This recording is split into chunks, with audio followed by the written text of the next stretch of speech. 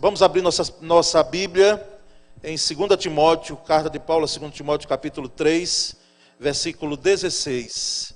2 Timóteo 3,16. Nesse dia da Bíblia, quero deixar essa palavra com a igreja.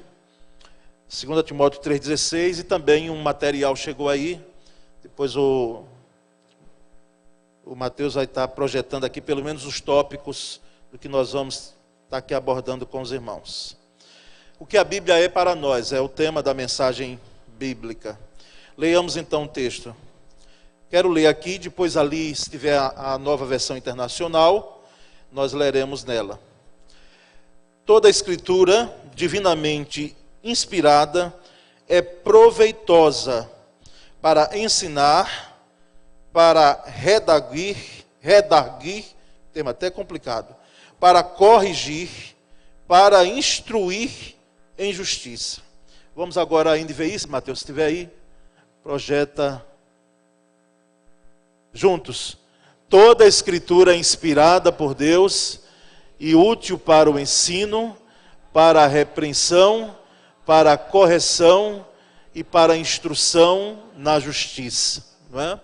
Aliás, quem está lá na mídia é o Samuel, né? Está aí com a gente, né? Ótimo, pronto. Mateus está no som. Irmãos, quantas vezes há na Bíblia a palavra Bíblia? Você já contou? Já teve o cuidado de contar? Quantas vezes há na Bíblia a palavra Bíblia? Não há. A palavra Bíblia, não é? Como nós estamos aqui falando. Mas há cerca de 150 textos que falam sobre a Bíblia, como Escritura, Palavra de Deus, escondi a tua palavra, como versículos que já recitamos aqui. Então é o sentido, porque até a palavra Bíblia, ela veio depois, não é? De coleção, a ideia de uma coleção de livros, etc. Mas a palavra, em termos de escritura revelada, nós encontramos cerca de 150 vezes. Não é? Os versículos que destacam a importância, o valor da palavra de Deus. O termo escritura, encontramos cerca de 50 vezes. O termo palavra de Deus, um pouquinho mais do que 50 vezes. E palavra do Senhor também, nessa quantidade aí. Não é? Então, a Bíblia é um livro que fala dela mesma. Inclusive, há uma máxima, quando a gente estuda a hermenêutica sagrada, de que a Bíblia se explica pela própria Bíblia, ou com a própria Bíblia. É claro que existem outras ferramentas que se usa quando se vai para a interpretação bíblica. Mas o ideal, primeiramente, o fundamental é que a Bíblia ela seja comparada entre texto e contexto e haja uma correlação do Antigo Testamento e do Novo Testamento. O primeiro aspecto, irmãos, que nós queremos destacar aqui é que a Bíblia inteira nos foi dada por inspiração por Deus e ela é útil para nos ensinar, não é? Para nos ensinar. E o primeiro aspecto é em relação ao fundamento da nossa fé. O que a Bíblia é para nós? Ela é um fundamento de nossa fé. Por quê? Porque nossa fé é alimentada pelo que está claro nas Escrituras e testada pelo que é obscuro. Aquilo que está bem claro nas Escrituras é onde nós temos o fundamento na nossa fé. E muitas vezes as pessoas perguntam, pastor, como interpretar o Antigo Testamento em relação ao nosso dia a dia, enquanto igreja, nessa era, nos dias de hoje, em século 21. Tanto o Antigo Testamento quanto o Novo Testamento, bem interpretado, entendendo que o Antigo Testamento ele fez parte de uma antiga aliança, entendendo que muitos dos textos ali, os princípios são para nós, mas o contexto foi aplicado dentro daquele aspecto histórico, tá certo? Nós não podemos trazer para nós, forçar o versículo bíblico para aplicar a nossa realidade. Precisamos entender que ali algumas promessas foram dadas especificamente a Israel. Algumas promessas foram dadas a alguém dentro daquele contexto. Mas o princípio que nós chamamos está ali inserido. Então é preciso que a gente creia, a gente fundamente naquilo que é claro nas Escrituras. Não se fundamenta, irmãos, a fé de ninguém por aquilo que é obscuro.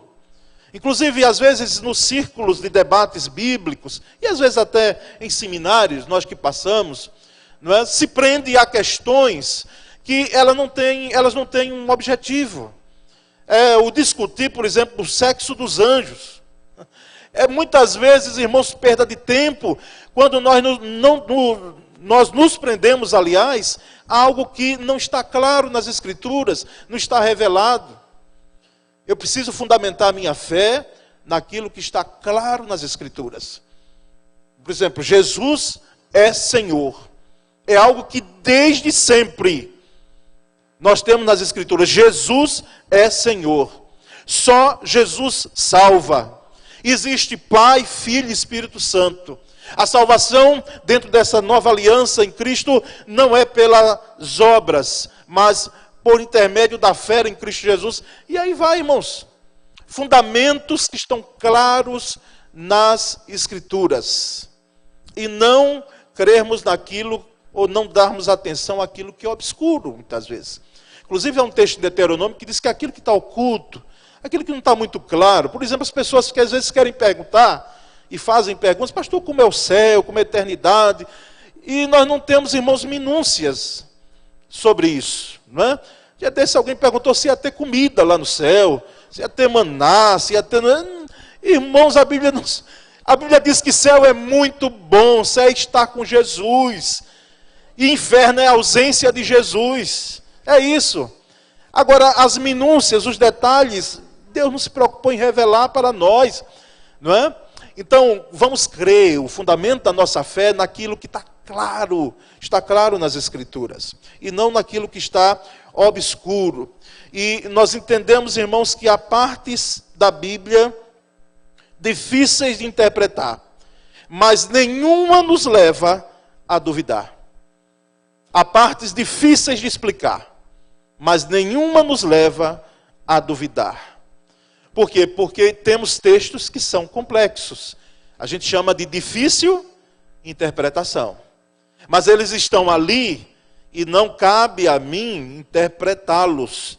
Ou fazer como o liberalismo, ou neoliberalismo, hoje não morreu.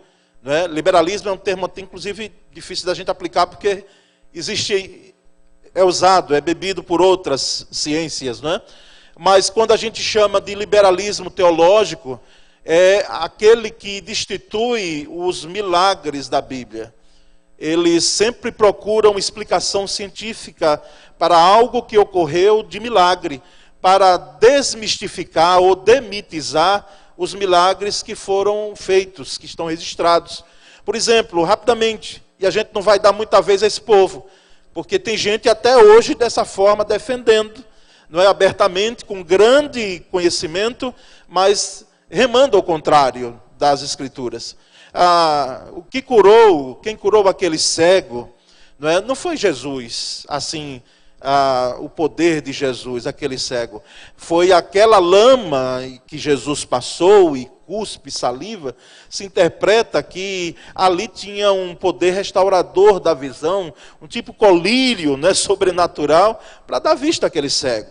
Por exemplo, aquela rocha que chega a Moisés e fere a rocha, e em outro texto diz que era para falar a rocha e ele fere a rocha. Aquela rocha ali não foi milagre de Deus. Aquela rocha já tinha inclusive água ali por trás, já tinha uns rios de água, uns veios de água ali, e na verdade quando Moisés colocou a vara ali com fúria, até pela incredulidade do povo, então jorrou água porque já tinha água ali dentro, não houve nada de milagre. E aí, irmãos, se caminha com esses expedientes, de tentar tirar aquilo que é sobrenatural. É claro que também existe o outro polo, viu? Você não pode espiritualizar tudo nas Escrituras. Existem coisas que são humanas. Existem coisas que nós não temos como chegar e forçar o texto. Mas, irmãos, entendemos que existem partes difíceis de interpretar na Bíblia. E a essas partes, nós precisamos chegar à conclusão de que não vamos ter resposta para tudo. Porque em nenhum lugar das Escrituras nós percebemos Deus nos forçando ou dizendo que nós temos que ter resposta para todas as coisas. Não é? Inclusive, uma grande pergunta que às vezes não é satisfeita é: por que o justo sofre? Por que o justo sofre? Porque há sofrimento com o justo. Porque muitas vezes os irmãos mais fiéis são muitas vezes irmãos que, às vezes, numa situação ou outra, eles pagam um preço caro numa vida cristã. Nós muitas vezes não vamos ter resposta para isso. Mas, irmãos, Cristo é o alvo das Escrituras. Em Gênesis, leis, profetas, evangelhos, cartas, Apocalipse, você nota Jesus Cristo presente de um início até o outro. De Gênesis a Apocalipse. Alguém já disse que o Antigo Testamento aponta para a vinda de Jesus. Eis que vem o Messias. E o Novo Testamento, ele já diz: o Messias já veio, Jesus já nasceu. Então essas lições, elas fundamentam, esses textos fundamentam a nossa fé. Mas, irmãos, nós temos também um segundo aspecto, podemos dizer, de que a Bíblia é para nós, é porque ela é uma bússola de nossa pregação. Bússola de nossa pregação. Por mais que você seja aqui alguém totalmente leigo em relação ao uso de bússola, mas não é algo tão complexo. A bússola ela só aponta para uma direção, não é? Os irmãos aqui que lidam ou já lidaram com isso. Ela não é algo que você tem um programa complexo de lidar. Ela aponta sempre, geralmente, para um norte. E dali você se direciona, não é? Para outros, entendendo que, tendo o norte, você tem as outras dimensões. Então, a bússola de nossa pregação é a Bíblia, as Escrituras. A igreja estava sempre ansiosa de que a Bíblia fosse acessível a todos os homens. Porque a sua experiência lhes ensinara que ela é a maior missionária. Ela é a maior missionária, a Bíblia, as Escrituras. Temos gente que entregou a vida a Cristo começando a ler a Bíblia. E outros que começaram a aprender a ler lendo a Bíblia. Como tivemos aqui um irmão chamado Manuel Porfírio, que já está com o Senhor, mas que muitos aqui conheceram. E eu ouvi dele, ele disse: eu não sabia nem ler, mas lendo as Escrituras, tinha dificuldade de ler qualquer outra coisa, mas lia a Bíblia com muita propriedade. E aprendeu a ler, com orientação, uma ajuda pequena das pessoas, lendo Bíblia. Então, ela é a maior missionária, irmãos. Louvado seja Deus, já fizemos aqui a gratidão, o registro e fazemos novamente pela vida, pela existência de Os Gideões Internacionais. Um hotel que você chega, uma pousada que você chega, tem um Novo Testamento lá, na cabeceira. E na pousada que uma vez eu fiquei, no hotel, não tinha, e eu fui perguntar por que não tinha. Não para a minha leitura, porque eu estava com a Bíblia, mas para que outros cheguem ali e possam ver. Dizem: não, tem, aí estava lá, alguém já tinha tirado. Disse: bota lá, eu quero o Novo Testamento. Propositalmente, porque alguém ali, quem sabe, em desespero, ou precisando de uma orientação, de uma decisão, precisando de Cristo Jesus, ele vai olhar para as páginas das Escrituras. É um livro como qualquer outro, fechado, irmãos, mas esse livro aberto, esse livro, ele sendo trazido para nós as lições preciosas, a graça do Senhor sobre ele, na influência do Espírito Santo na vida de alguém que lê. Por isso que quando lemos não apenas os salmos, porque eles são delícias para o nosso coração, aqueles salmos alentadores, confortadores, mas quando vemos textos, percebemos textos que nos trazem luz para uma decisão. Ela é uma bússola. Se quando, irmãos, nós chegarmos do céu, disse Spurgeon, e o Senhor lhe perguntar: o que é que você quer, Spurgeon, fazer? Ele disse: Senhor, dê-me uma Bíblia, que eu quero pregar por toda a eternidade. Dá-me uma Bíblia, é tudo que eu preciso. Charles Spurgeon é chamado príncipe dos pregadores. Um homem que teve debilidade física. Um homem que muitas vezes mandou seus sermões, como ainda esse ano, o sermão dele, muito apropriado. Se você depois puder buscar na internet, ainda esse ano, de Spurgeon. Lições maravilhosas ali tem. Bem apropriadas para esse final de ano, para o ano que segue. E esse sermão, inclusive, ele já com a saúde debilitada, com problemas no pâncreas, problemas muitas vezes de ordem física, ele escreve esse sermão e pede que leia lá em Londres, onde ele pastoreava. Pregava como ninguém. Usava as Escrituras com propriedade, com zelo. Dá-me uma Bíblia, Senhor, e eu pregarei por toda a eternidade. Muitos livros, irmãos, foram publicados para a nossa informação. Nós sabemos disso. E é bom ler. Pena que lemos pouco, comparado a outros países. Lemos pouco ainda. Há uma crise, inclusive, de leitura hoje com o advento da internet. Aí é que a gente lê menos ainda. Porque a imagem vai tomando conta, às vezes a gente nem lê o que está, quer ver a imagem. Mas uma coisa nós precisamos entender. Os livros são bons, inclusive na reunião de obreiros aqui, no círculo de pastores, a gente está lembrando muito aos nossos obreiros: leiam, leiam, leiam. Porque a nossa ferramenta é a palavra, é a voz, e olha que o português muitas vezes prega peça na gente. Concordâncias nominais, verbais, que nos deixam em apuros. Graças a Deus, o auditório é muito bondoso, não é? Porque muitas vezes no conjugar numa língua complexa como é a língua portuguesa. Mas se nós não lermos, irmãos, como é que nós vamos sobreviver? Como é que nós vamos propagar a mensagem? Mas ler para informação. Mas alguém já disse que a Bíblia foi feita para a nossa formação. Formação.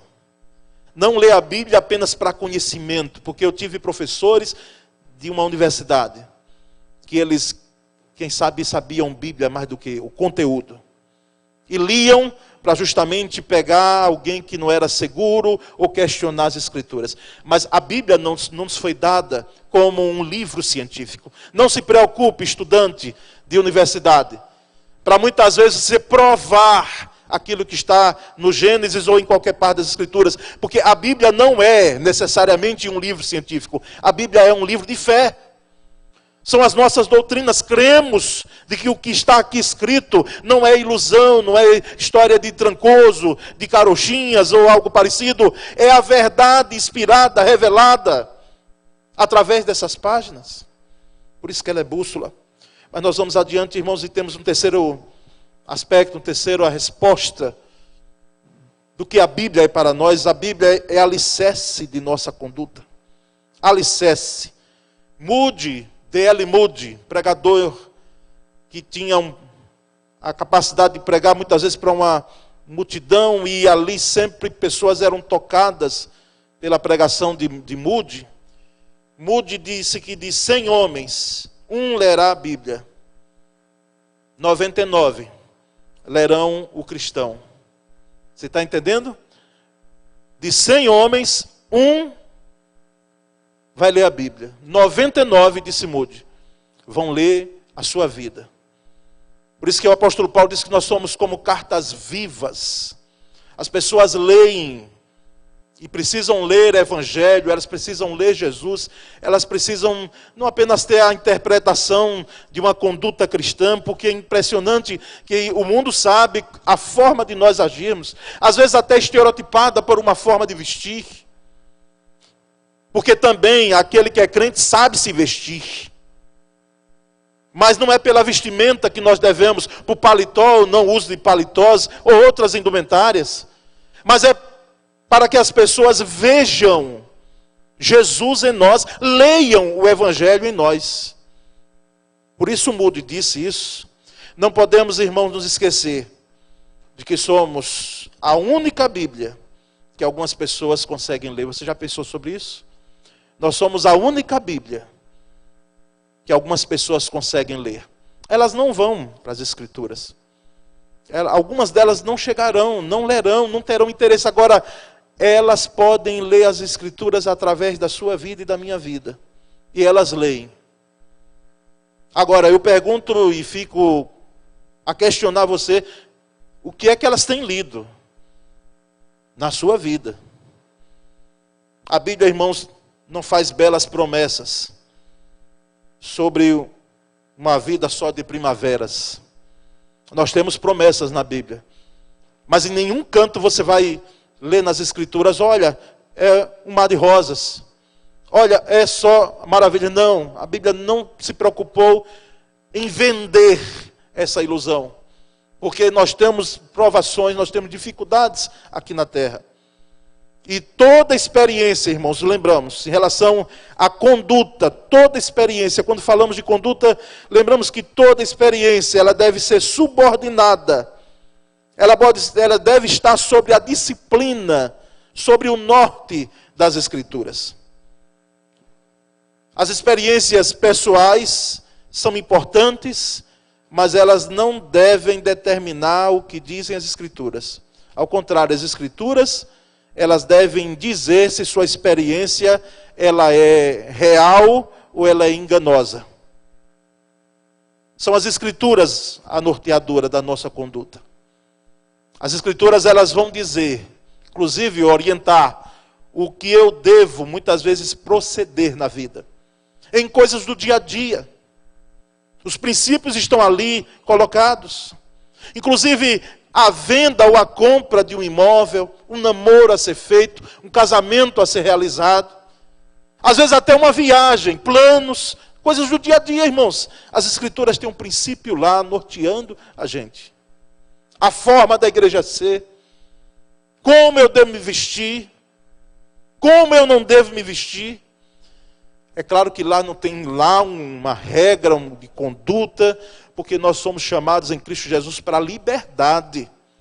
Nós somos livres. Se o Cristo nos libertar, e Ele nos libertou, verdadeiramente somos livres. Mas nós entendemos nas Escrituras que existe uma conduta. É um código de ética que vai além dos princípios da igreja, irmãos. Porque a igreja já deve estar fundamentada nas Escrituras. Mas eu preciso finalizar, irmãos. Esse finalizar aqui, você entenda não como uma conclusão, como eu disse quinta-feira, mas como uma consideração final, que não termina. Porque existem outros aspectos do que a Bíblia é para nós. Mas ela é alicerce para a nossa conduta, mas ela também é âncora de nossa esperança. Há dois temas dominantes na Bíblia. Um é a narrativa da sedução, quando o pecado, que nós chamamos pecado original, entrou no mundo. O outro é a salvação do homem por Cristo Jesus. Esses dois temas são dominantes. O homem pecou. E aí vem e diz, mas Deus resolveu. Deus trouxe a solução e só Ele poderia. E isso antes mesmo da fundação do mundo. As Escrituras, irmãos, ensinam-nos a melhor maneira de viver. Melhor maneira. A forma de vivermos aqui. Inclusive, tendo a dimensão de que Deus nos deu esse período para nós experimentarmos na sua amplitude. Vivermos aqui com muita propriedade. Então as Escrituras, elas nos ensinam a melhor maneira de viver. Mas também elas nos ensinam a nobre forma de sofrer. Está sofrendo, não é?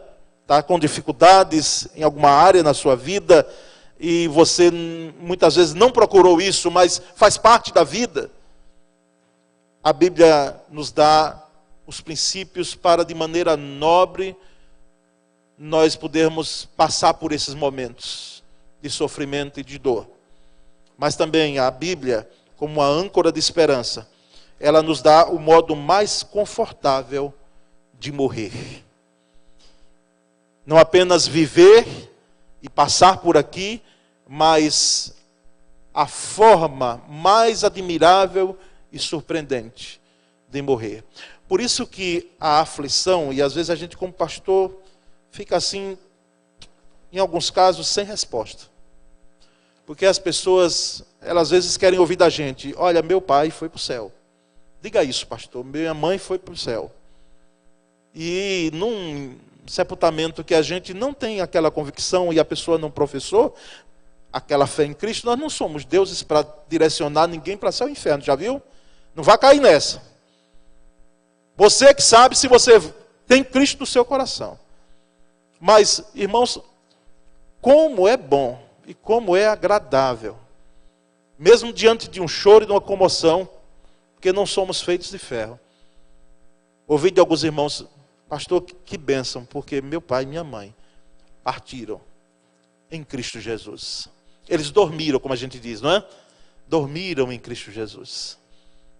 Eles partiram tomando uma decisão ao lado de Cristo. Às vezes, até naqueles últimos momentos, quem sabe, de vida, mas eles tiveram a lucidez de tomar uma decisão ao lado de Cristo. Que Deus, irmãos, nos ajude cada vez mais a amar esse livro, viver esse livro, devorar esse livro, para a saúde espiritual nossa. Amém? Nós vamos orar. Ó Deus bendito, misericórdia de nós. Porque quando entendemos a necessidade de nos debruçarmos sobre a palavra, sobre a autoridade da palavra, Senhor, nós reconhecemos que não temos ainda. Não estamos ainda naquela posição que o Senhor quer. Tem gente aqui, Senhor, que por muito tempo não lê as Escrituras, apenas ouve um sermão. Tem gente aqui, quem sabe, que as Escrituras têm sido deixadas de lado. Se lê e se ouve de tudo, se vê de tudo muitas vezes, na internet ou em outro local. Mas a Bíblia está empoeirada em casa e está ficando no coração. Por isso pedimos misericórdia. Desperta o teu povo, Senhor, a voltar à palavra, a voltar às Escrituras, que nós possamos ter fome e sede das Escrituras. Ó Deus, ajuda-nos. Essa é a nossa oração em nome de Jesus. Amém. Livro Santo.